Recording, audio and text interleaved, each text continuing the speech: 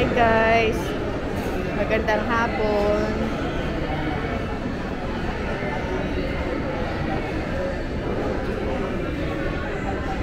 May kwento ako guys. Nung college ako, 25 years ago, pagkatapos ng klase, pumupunta ako dito. May 50 pesos lang ako, tsaka pamasahe pa uwi. Yung 50 pesos ko, bumibili ako ng McDonald's. Isang set na yon, may Coke, hamburger, tsaka fries. Minsan naman yung Pizza Hut na buy one take one, 49 pesos lang din yun. Noon, 25 years ago. Ngayon guys, bumalik ulit ako dito. Ngayon lang ulit ako nakabalik dito after 25 years. Ang tagal, di ba? Na-miss ko. Na-miss ko dito. Totoo lang. Dito guys sa basement ng Farmers Cubao. Ayan. Tambayan ko dati. Ngayon guys, yung 50 pesos mo, hindi ka na makakabili ng isang set ng McDonald's.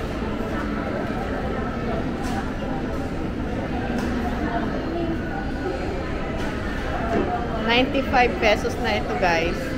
Dati 50 lang yan.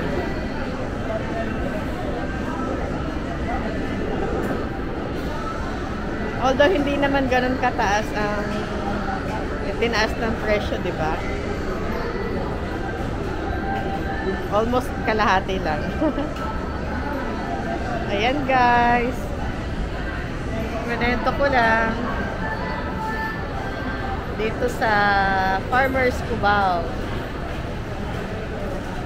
Ito na siya ngayon after 25 years. Ayan. Ganun pa din, madaming tao.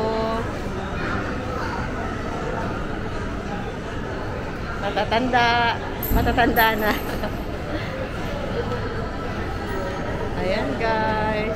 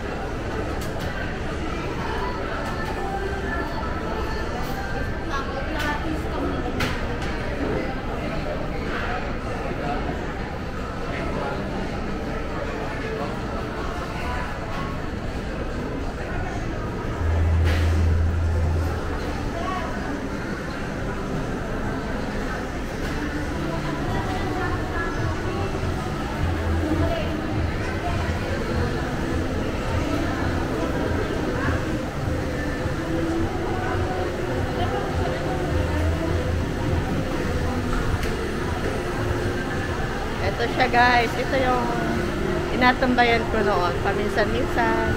Malapit lang kasi sa school namin to. Malapit lang sa school.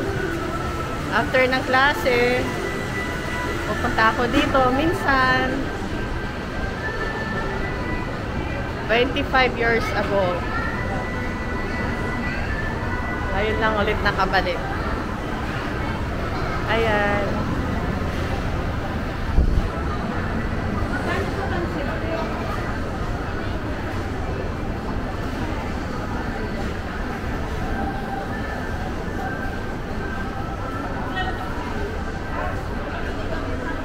Ayan, tambayan paminsan-minsan.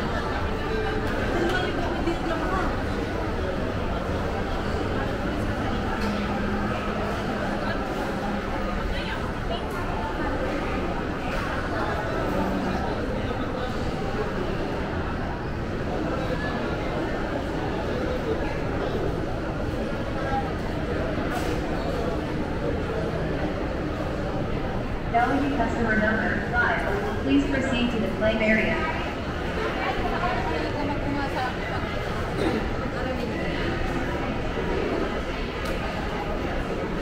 Delegate customer number 4, please proceed to the claim area.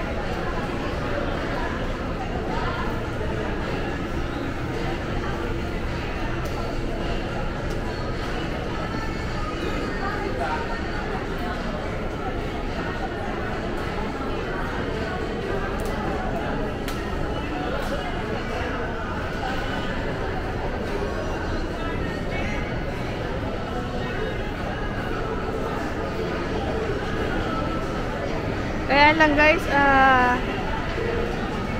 parang matatanda na yung tumatambay dito guys.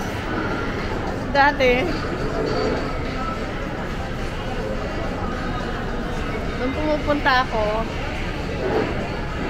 mga bata guys, mga teenager yung mga tumatambay dito. Minsan pa nga, may live band dito guys, ang Aegis ba yun? Yun, Aegis yun. Ang halik mo, namimiss ko. Ayun, ganun guys. Basang-basa sa ulan. Yun.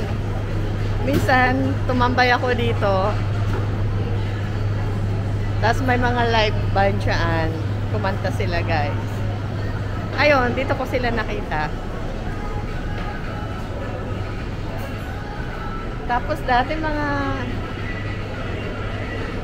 singidad ko lang yung mga tumatambay guys dito. Ngayon pati mga senior citizen.